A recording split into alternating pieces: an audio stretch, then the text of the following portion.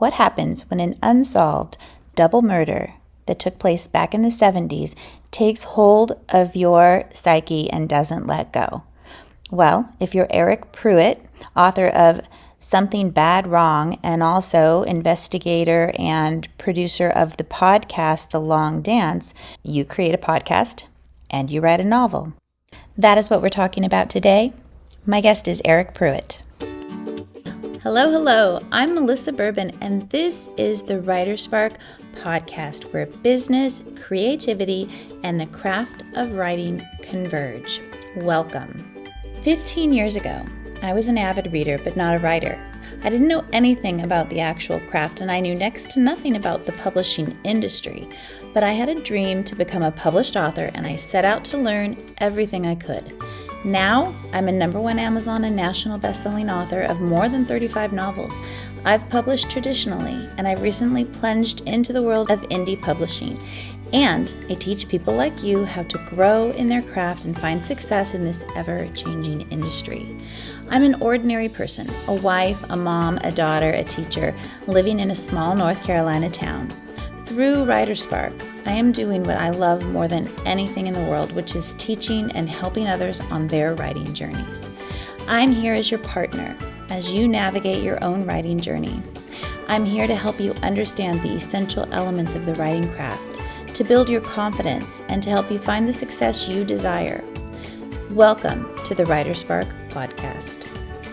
I'm here with Eryk Pruitt today, author of Something Bad Wrong, which is a book greatly influenced by the true crime podcast that he was part of investigating called The Long Dance, which we're going to talk about and I'll read a little bit about later. But first, welcome to the WriterSpark podcast, Eryk. Thank you so much for being here. Oh, man. Thank you, Melissa. Thank you very much for having me, man. This is great. It's great to see you again. Yeah, well, we live in the same town, and Eryk owns a social club/bar in town, which is awesome. So we live in a really literary town, which I love. Yeah, dude. Hillsboro's great. You can't throw a rock at your door and not hit a writer.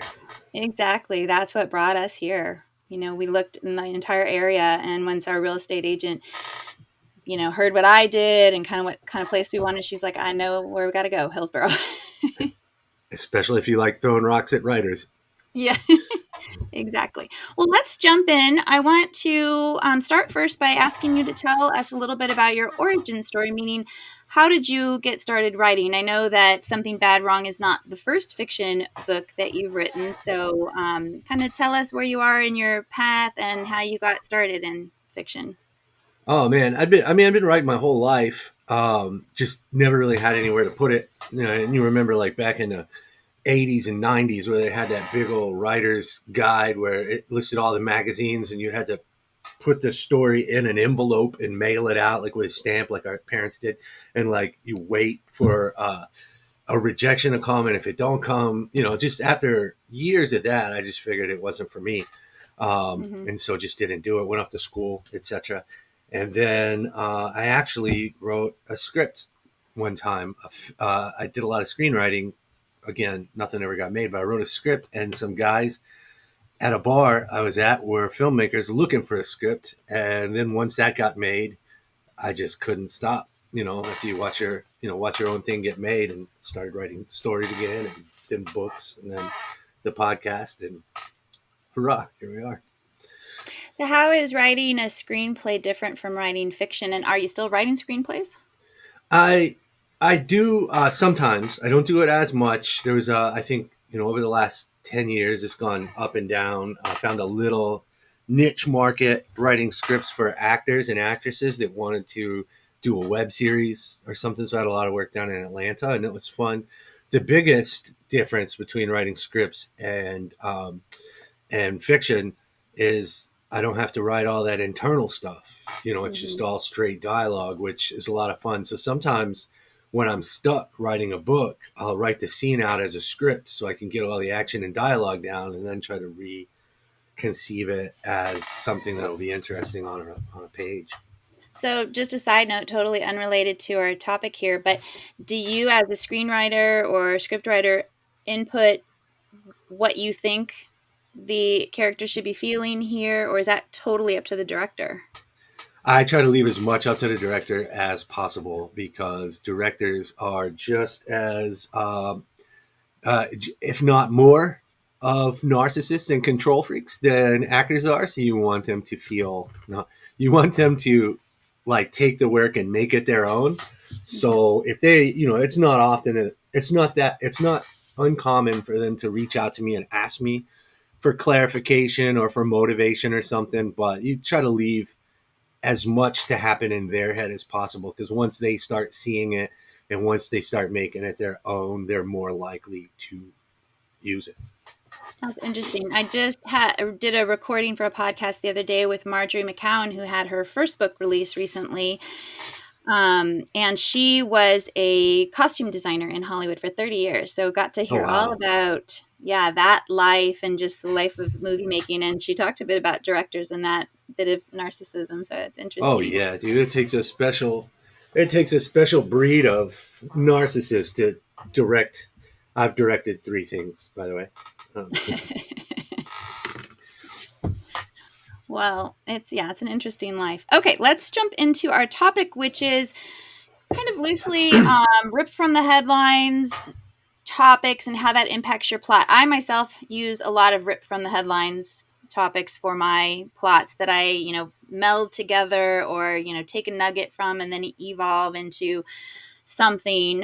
But, definitely I've used the Carrie Stainer murder, the Yosemite murders back mhm. in the 90s.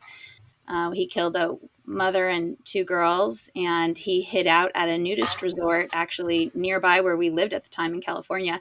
And that's where he was captured. And, 25 years later, that became a plot in one of my first series. So, Nice. it's funny how things, yeah, circle around. And Dorothea Puente, also in Sacramento, the landlady killer who killed people for their social security checks and whatnot. Anyway, so you, along with a couple of other people, did an investigative true crime podcast called The Long Dance. And I'm just going to read about that first, and then we can talk about what that process was like, how that impacted your character, Jess, in Something Bad Wrong, who is a true crime podcaster as well, and then just kind of go from there. So The Long Dance, which you can find anywhere, correct? Hmm. I listened to it Absolutely. on Apple. On February 12, 1971, in Durham, North Carolina, a 20-year-old nursing student and her 19-year-old boyfriend left a Valentine's dance to park down a secluded lover's lane. They never returned. 2 weeks later, their bodies were found deep within the Carolina pines. They had been strangled, tortured, and murdered. Their murders have never been solved. The Long Dance is the story of the lives touched by the murders of Patricia Mann and Jesse McBain. Produced by crime fiction author Eryk Pruitt, investigative reporter Drew Adamek, and sound engineer Piper Kessler, it uses recorded interviews to tell the tragic tale of North Carolina's most baffling murder case. The 8-part true crime podcast is perfect for fans of Serial and S-Town, both of which I listened to as well, and I absolutely agree. It's a fascinating story. Y'all did a great job Thank you so in much. telling it. So yeah, tell me about how that came about. I had never. I'm fairly new, 5 years in North Carolina, so I hadn't heard of it. But how did you come upon this true crime? Well, I lived like where I lived was right in the middle of where they had been kidnapped in 1971, abducted, and then where they were found. Like where they were found, if you're familiar with the area out here, like if you've ever gone swimming in the quarry, you'll be passing by where their bodies were found. And if you've ever been over to like Crowsdale Golf Course, that's what's now the golf course used to be where all the kids would go and make out. So I lived at the time right between those 2 spots. And the an investigative journalist named Drew Adamek came to town, and his wife moved around a lot. I forget what it was she did for a living, but she moved around a lot. And everywhere he moved, he would try to get involved in like the he's a journalist, so he get involved in like the local journalism. So he had just read an article that I had written for the Indy, our free paper out here, Mm-hmm. and came to meet me at my bar to ask if I wanted to team up with him on a long form piece. And his assignment was we'll go home, we will each look up 3 stories And then a week later, we would meet for coffee and we'd pitch each other the 3 stories and we'd see which one was best. And so when I came home and started kind of looking around, like local stories that, you know, would, would pique my curiosity, I found that one. And then I just couldn't find any other one. So that was better than that. So I basically came to him with that one and kind of told him, I was like, I don't know what your 3 stories are, but this one is the one right here. This one. The thing that was most intriguing about it, besides like what you said, that these 2 people left a Valentine's dance and went missing for 2 weeks until their bodies were found, was that basically that was all there was about it. 50 years, nearly 50 years had passed. There was no further information about it at all. There was no suspects listed. There was no, just every once in a while the cops would offer a reward, and that was it. So I figured anything that we found out or anything that we said about it would be more than had ever really been said about it, which made it kind of easy. I had no idea that we were going to spend the next 2.5 years on what turned out to be like a borderline obsession for me. Mm-hmm. It was the first thing I thought about every night when I went to bed. It was the first thing I thought about every morning when I woke up. I Mm-hmm. missed a lot of dinners because I'd start looking at something and my wife would be in the other room cooking. And then 3 hours later, I come out and my plate's cold or whatever. I just got absolutely obsessed. And yeah, it was it. Oh. So when you were, I'm just going to kind of jump back and forth. I think when you were creating Jess as your protagonist for this new series, did you infuse her with a lot of those same traits, that obsession? Did you try and make her different from how you process that true crime podcast? And how did your experience with that influence how you wrote her and the investigation that she undergoes? One thing I wanted to have Jess go through that was similar to my experience was that, like, how deep you get into it and you don't pay attention to, like, basically how naive you are. Mm-hmm. Like, just get in the story is so important that there's like even a moment where they are almost in danger. There's a couple of moments where they walk like into straight up danger. That happened a couple of times when you're like so focused on getting the story that you don't realize until you're driving away that, oh my God, we were close. Yeah. We were close to really being in some trouble there. I felt that definitely listening to the podcast, thinking that, wow, you just barge in and that guy could be a murderer, you know? Oh yeah. Yeah. Oh yeah, there is a moment in the story where they go to interview someone, and there is a cage. That really happened in real life. Drew and I, we went to coffee and we were talking about how we couldn't meet. We couldn't get this one guy to answer the phone. We couldn't get him to talk to us, and we said, well, let's just go drive down there. It's in Greensboro. So let's just go drive and meet him. And we go and talk to him. He's very hostile and he's very angry that we're bringing up this old event, and then finally agrees to let us inside. And when we go inside his house, he's behind us. The first thing I see when I walk into his living room was that there was no furniture anywhere. There was plastic on the ground, and there was a 6-foot tall cage in the middle of the room. And the next thing I hear is the door locking behind me. And right then, like my heart went down into my stomach. And I was like, we didn't tell anybody where we were going. Yeah. How long am I going to be in that cage with Drew, before my wife or the detective we were working with puts it together where we are, if they do at all. And it turned out to be nothing. We never really found out what was up with the cage. He had a lot of cats. So I think that's like where he put his cats. Mhm. But yeah, never really found out what was But going on that's there. not your typical, cat owner behavior, though, a big 6-foot tall cage. There was nothing typical about this man. Yeah. There was nothing typical whatsoever. And when we told the detective that we went and talked to him, he was like, "That guy's a character, isn't he?" I was like, "Dude, to say the least." Yeah, that's frightening. I get a visceral reaction to that thinking, oh my God, I can't even imagine you put yourself in that position. We did also interview the number one suspect. He was a doctor in Durham for 50 years, Hmm. and the police couldn't really get him to talk. The media never really got him to talk. And then we went and had an interview with him.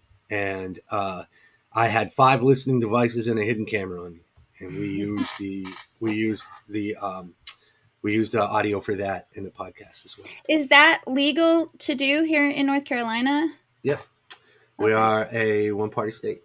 Okay, because I believe in Texas you're not. I think you have to have two-party consent, right?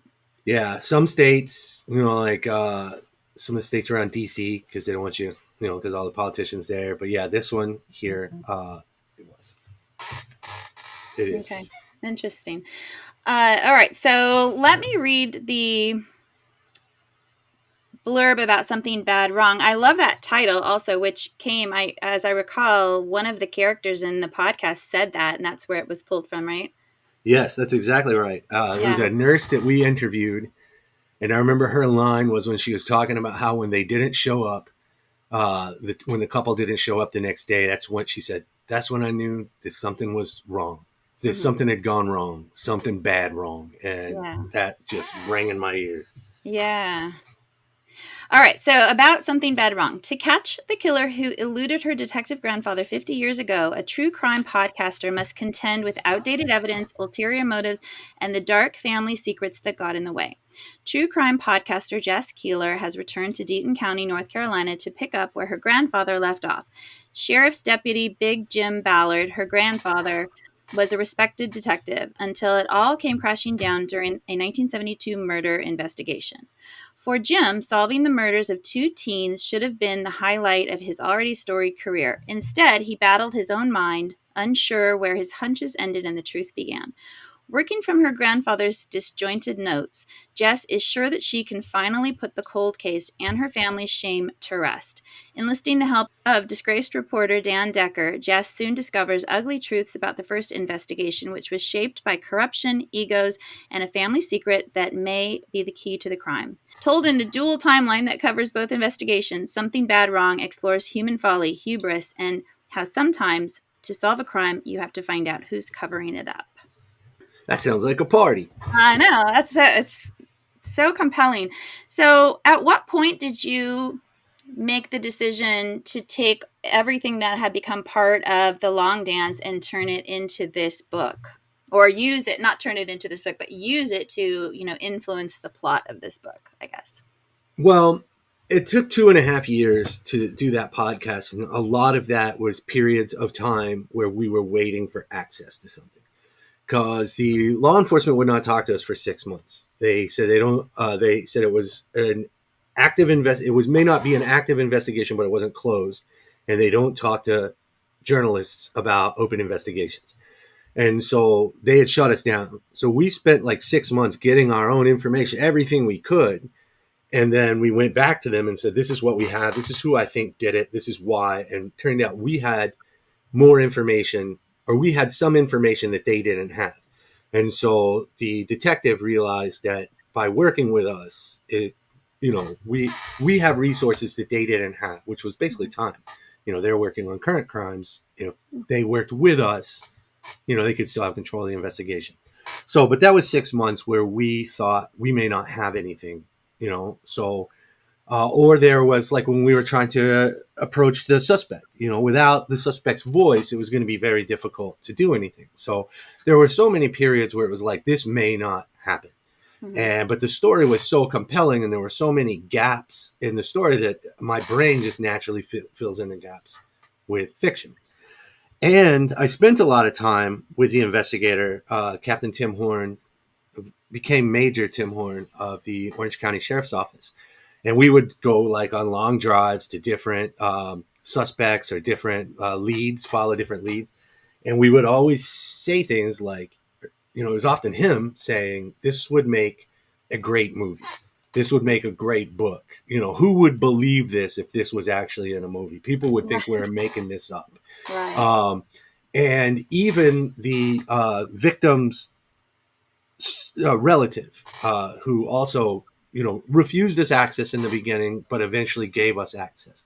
And her name is Carolyn. And by the way, the book is dedicated to Tim and Carolyn because for so many times we were like, can you imagine if this was a movie? Can you imagine if this was a book?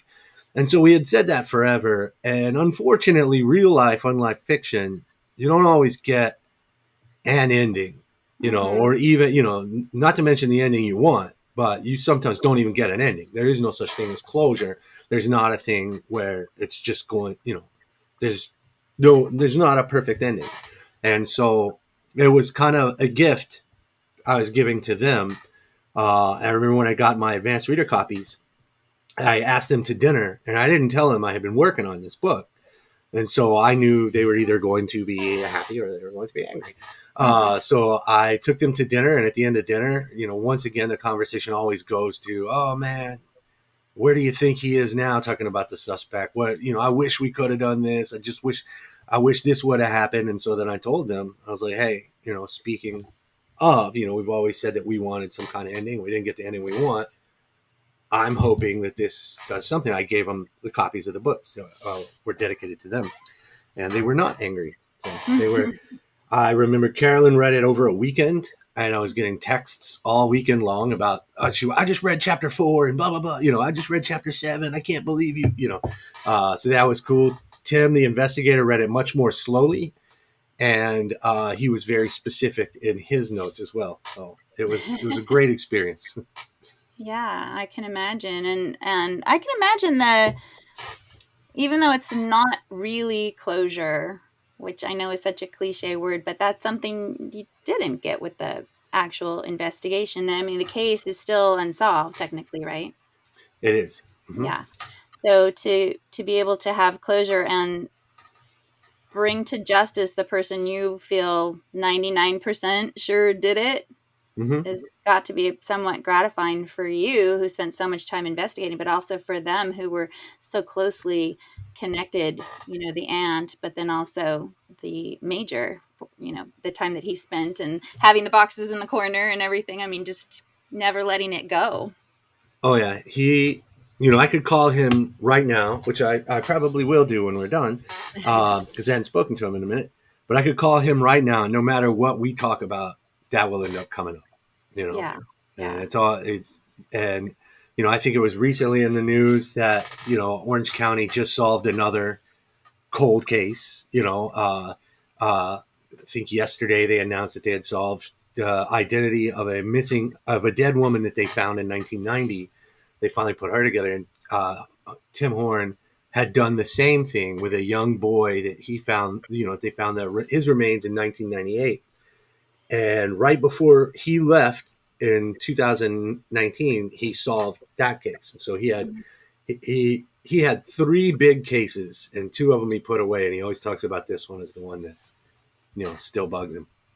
Yeah. I mean, the lack of communication between the different counties and law enforcement agencies and SBI and all of that, to me, that was just, I mean, that these things happen, right? But when it's so close to home and, you're so invested in it, it's just so disturbing and disheartening that they couldn't get their act together to work together.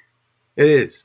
It's different now. Even while I was riding around with Tim, it was, and I'm studying on this situation where these departments would not speak with each other, and these jurisdictions were always battling. While I'm on these rides with him, he would get texts from a Durham homicide detective asking for some information, and they'd just be texting back and forth. But, like 50 years ago, they didn't have text. They didn't even really. One story I heard that was amazing to me, but like in the 70s in Chapel Hill, they had what was called Coke bottle dispatch, where you were required while you were on patrol as a Chapel Hill police officer to drive past the station. And if the window of the station was propped open with a Coke bottle, that meant they needed you to check in so they could send you somewhere. They didn't have radios. They weren't radioing people out. You had to drive by and see if the Coke bottle was propped up on the windowsill. And they call it Coke bottle dispatch. So if you're ever talking to an old Chapel Hill cop, mention the Coke bottle dispatch and watch their faces light up.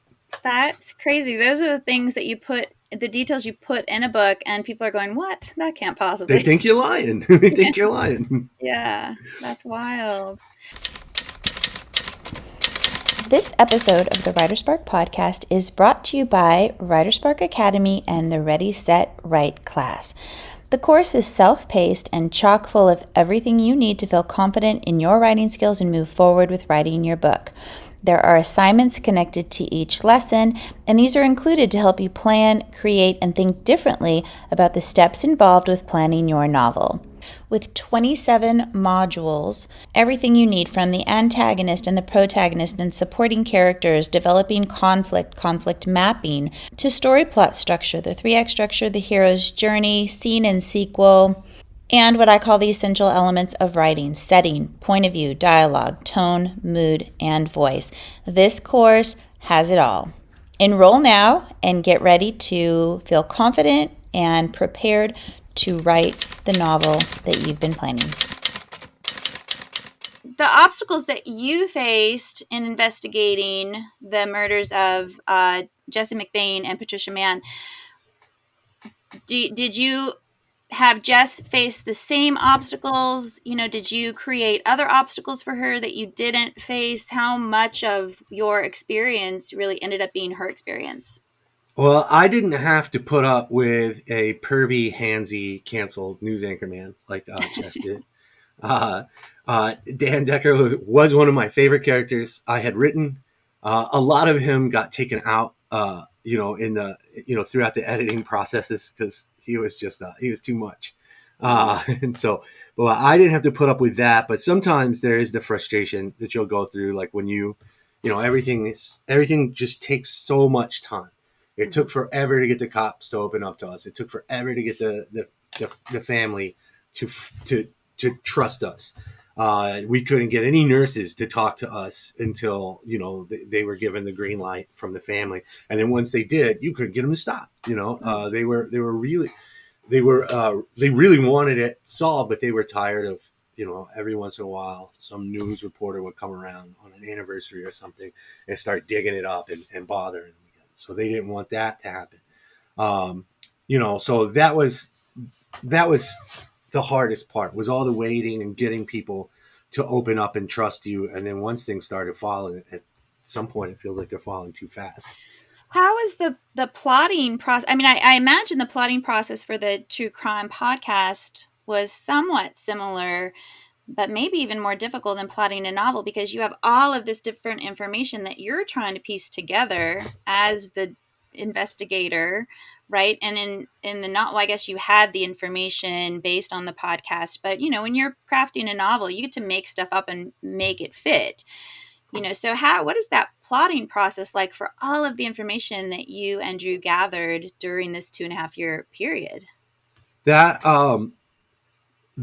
some of the work I am most proud of, where I'm most proud of the work, because it was a lot.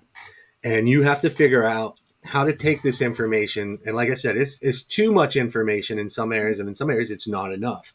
Mm-hmm. And so how can I take this information and deliver it to you in a way that's interesting and informative and true? And I'm talking about the podcast. And so I have some photos or some videos of like what my office looked like.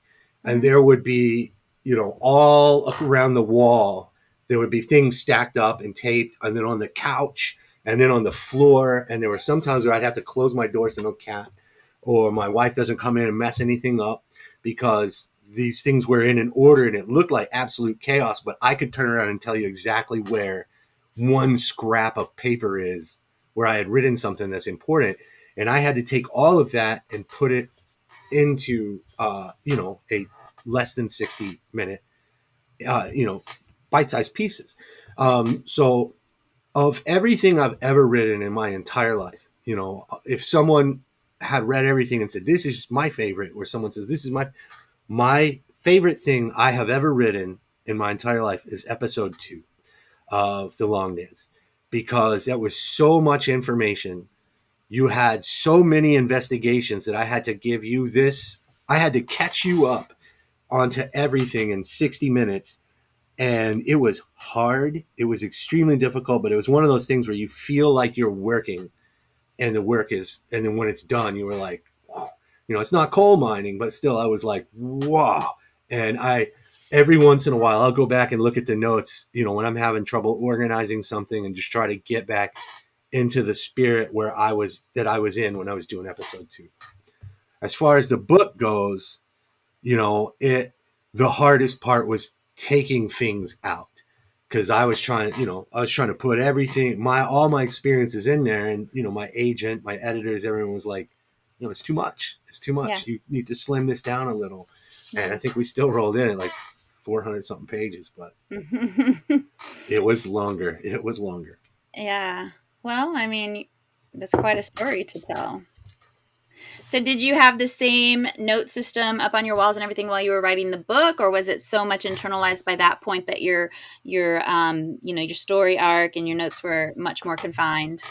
No, I think it's, no, it's in the other room. I had a box that just papers would just end up going into. I did, I did a lot of work, but a majority of it by that point had been internalized. Like all that information has just been like burned into my brain. That it was pretty easy to keep straight. Nice. Yellow notepads, I had like 3 or 4 of these yellow notepads with all the information, and I could call it back up. But it was nowhere near as detailed because, with the podcast, we were dealing strictly with truth, and I want to make sure that everything is true, and I don't want to get sued for saying the wrong thing. Right. Were you worried about that in terms of taking things from real life and putting it into your fiction book? Were you worried that somebody would recognize themselves and, that there were liability issues or anything like that? No, because it is like 100% fiction. Mm. So there may be, like in real life, a moment that is mirrored, um, but none of the people were really, because I think that even disappointed the investigator Tim Horn, because he was like, which character am I? And I'm like, Yeah. well, I didn't make a character based on you, but there were characters that said things that he has said to me. So Right. so yeah, they're all fiction, and I am almost saying that as a disclaimer. Yeah, I know. We had a terrible experience one time when we were living somewhere in an undisclosed state, and I tell you, I killed off this person in a book. I changed her name, but it's an anagram for her name, and it was very gratifying, to be able to get justice in fiction that we couldn't get in real life. And actually, I had another situation kind of recently, and it's going into a current book. Yeah, so that is, you have to. It's a fine line, right? You're creating these composite characters that can't mirror somebody directly, and I think they take on a personality, a life of their own in fiction anyway. They can't be completely somebody from real life, but definitely bits and pieces, and that can be really gratifying. Have you ever heard and I forget the author that did this, but a quick Google search will do it. But have you ever heard the way that they say to get out of getting sued for basing a fiction character? Mm-mm. If it's a man, give him small genitalia. Oh. It's called the small penis defense. And if you give the character small genitalia and he wants to take you to court, that's the question. They say, so this character's based on you, that must mean you have, and right then, no one will take you to court. So like That's hilarious. that's I forget the author, but if you Google it, it will come up. But that's his rule. That's funny. Yeah, not something that comes up in the cozy mysteries and lighthearted happy murders that I write, but Yet, yeah. yet. So, tell me about your first book, and that's very different from this book based on the podcast, correct? Are you talking the first one, like Dirtbags? Yes, Or yes, yes. yeah, that one's about a guy who isn't good at anything and decides to be. It's a dark comedy. He decides he's going to be a killer, a serial killer, because he's not good at anything else, and he is hired by a man who wants to kill his ex-wife, to have his ex-wife killed quietly, but our dumb main character can't do anything quietly. Hmm. So, and then hilarity ensues. It's a family story. Takes place in Texas, right? There's part of it in Texas, part of it in Texas. And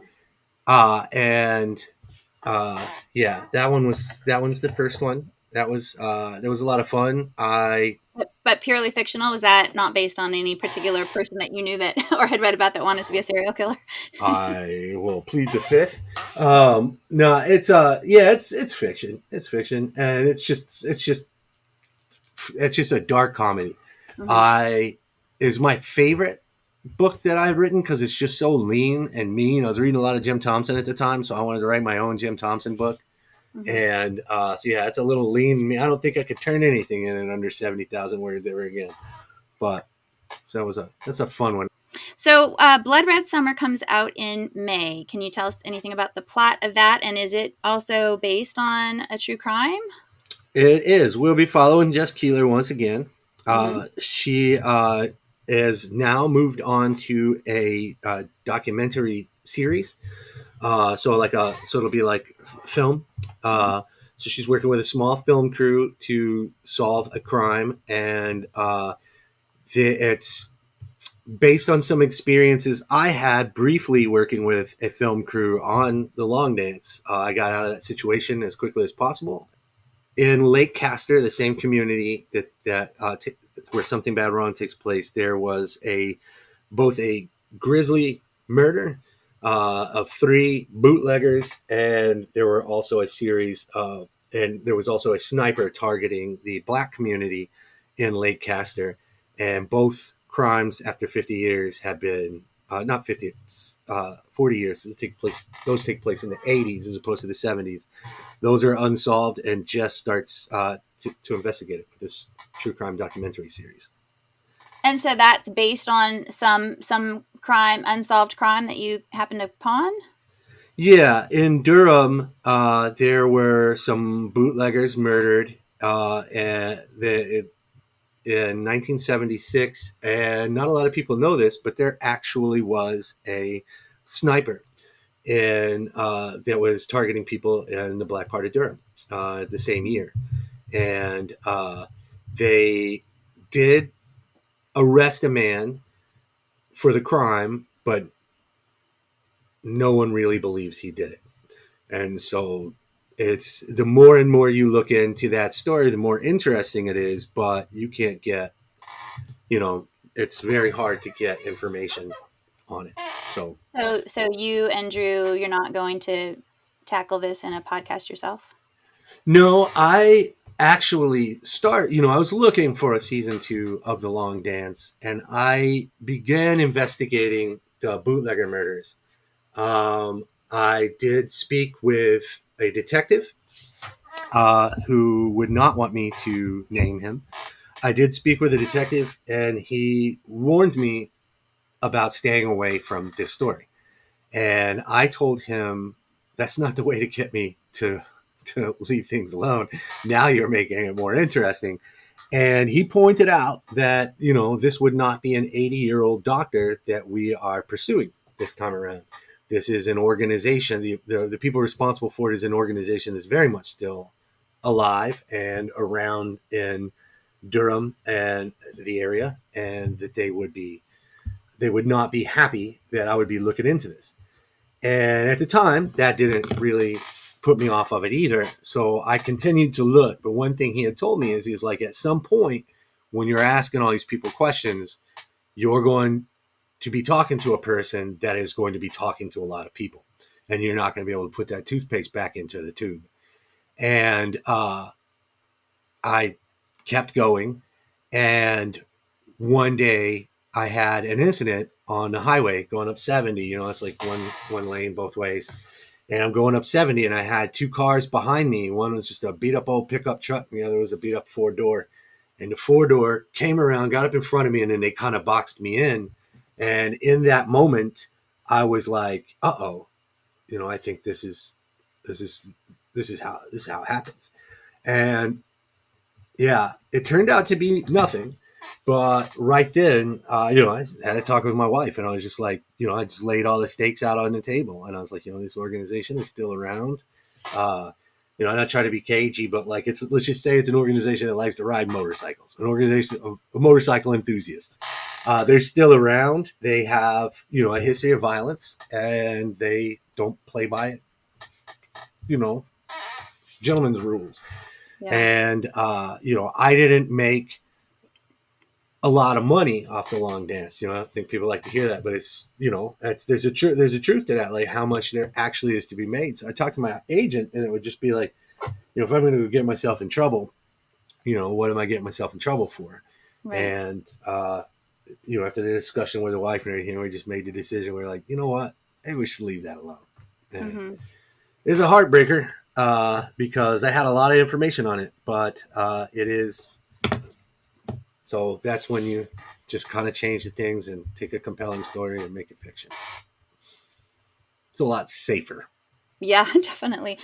As a writer, how do you like that process versus having sort of this story laid out that you can pull bits and pieces from and mold into your own, but you have sort of a purpose in mind because you're wanting to bring justice to this versus not necessarily having all of that information. Well, I mean, ideally, I would like to be able to communicate everything as it happened, but at the end of the day, and it's something that somebody reminded me, because there were some things that, like, when we were, editing something bad wrong, there were some things I didn't want taken out because it reflected my experiences as an investigator. But in the end, our job when you're writing fiction is to entertain. Our job is to entertain people, and so, you know, that's it at the end. Never let I have a sign right up here on my bulletin board. It says, "Never let the truth get in the way of a good story." Mm-hmm. Firmly believe that. If I'm sitting at the bar or if I'm writing a book, never let the truth get in the way of a good story. That's a good motto. Yeah, Thank you. yeah. All right. So if you were to give tips, the WriterSpark podcast is greatly geared towards aspiring writers, new writers, people who want to, reignite that spark that sometimes fades. If you were to give some tips to the listeners about, how to approach taking something from real life and turning it into a fictionalized story, what would you say? Well, like, if you're looking at this story, there's a moment in there that makes you want to know more. Mm-hmm. I could, so many people will come up and try to tell you a story, and you just had no curiosity. You don't really care if you ever hear the end of this or anymore, and you wish they'd stop talking. Like, but then there are people that can tell a story in a way that, like, you'll be asking, then what happened, and then what happened. Well, what about this? And that's what you want to capture. You could say, two young people left a Valentine's dance, and this is the last time anybody saw them until 2 weeks later, their bodies turned up. You say that simple sentence, and someone will ask more, and they'll ask more, and then they want to know more until, this onion just gets, unraveled. Um, so that's what I would suggest is you take a look at the story, find the places that make you want to know more, and present it in that way so that people are constantly curious. And the only way they can satisfy their curiosity is to keep reading and keep listening to you tell the story. Yeah, that's interesting. I have I think if I'm not interested in my plot, nobody else is going to be interested, and that's when I know that there's something wrong. But one time I was at the airport, and I got a call from my editor saying the plot of the book that I was just about to start writing was a tiny bit similar in that it had a reality TV show concept. To another book by the same publisher that was going to come out before mine was scheduled to come out. The plots were totally different. The only similarity was this reality TV show. So she's like, we want to push that to your next book and have something else for this book. Can you do that? And I was thinking, okay. I mean, yes, I can do that, obviously. But inside I'm thinking, oh man, I don't have another plot. I was super excited about this one. Mm-hmm. I'm looking at the TV in the airport and it's just, silent, but there's closed captioning on, and it's about it's a story about a funeral home director that was being investigated for selling body parts on the black market, essentially. And I was just captivated by that. I thought, oh my God, that could be my story right there. How can I turn that into a story in a cozy mystery, happy murder book? It ended up being quite a bit darker than a lot of my other books. But it was too good to pass up because, like you said, it just made me have all of these questions. What are the regulations? How could somebody possibly Mm-hmm. do that? How would that even happen? And it's those questions that made me keep going and pursuing and investigating and ultimately writing that book, which is Flower in the Attic. And I love it. I'm really proud of it, like you are, because I feel like I took something, I enlightened people. It's more than just a book, with the story. I feel like I tackled something a little bit bigger. Oh yeah, absolutely. I think that is the most important thing anyone can ever give you is their attention, Mm-hmm. and it would be criminal to waste it. Yeah. Well, Eryk, has been great talking to you. I Yeah, loved thank the you. long dance. It was such a great podcast. Something bad, wrong. I just love that title. And I think the book is captivating. And especially because I have also listened to the podcast. So everybody listening out there, the links for the book, but also the podcast are in the show notes. And I highly encourage you to go listen to that podcast because it's really, really interesting. The Long Dance with Eryk Pruitt. Tell us real briefly what is next for you. Blood Red Summer. Yes, that comes out in May. I have been asked by the publisher to talk to them about a book 3 to wrap things up for Jess Keeler. I am mulling that over. But in the meantime, I've got another little thing I'm working on at the moment. If you find yourself in Hillsborough, of course, October 26th, we're doing a noir at the bar, which is 8 readers coming out to perform the work. So please stop in. And speaking of, we have a crime fiction literary journal that we published through Yonder called Dark Yonder. It's published by Thalia Press with Katie Munger and myself as the co-editors. And our 4th issue, we just put it to bed, so it should be out like the beginning of November. Okay, great. And the links for all of that will be in the show notes as well as information about Yonder, which is a really fun place to be. Noir at the Thank you. Bar is a great event. I love it. Thank you so very much. Thank you so very much.